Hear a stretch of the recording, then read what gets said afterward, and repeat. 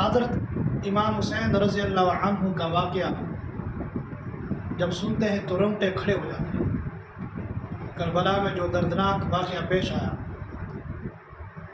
قیامت تک مسلمان اس واقعہ کو نہیں بھولیں گے۔ حضرت امام حسین رضی اللہ عنہ کی شہادت کی خبر جب حضرت عبداللہ بن زبیر رضی اللہ عنہ کو مکہ میں ملی تو بہت غمگین ہوئے۔ حضرت عبداللہ بن زبیر رضی اللہ عنہ نے لوگوں کو اکٹھا کیا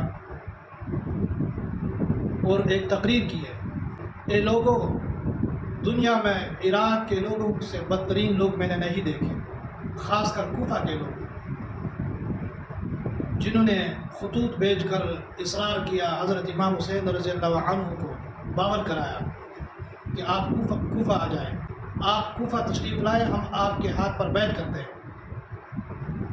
مگر جب حضرت امام حسین رضی اللہ عنہ کوفہ پہنچ گئے اور ابن زیاد وہاں پر موجود تھا تو ابن زیاد کے ہاتھ پر انہوں نے بیعت کی اور حضرت امام حسین رضی اللہ عنہ سے انکار کیا کہ ہم نے آپ کو خطوط نہیں بھیجے۔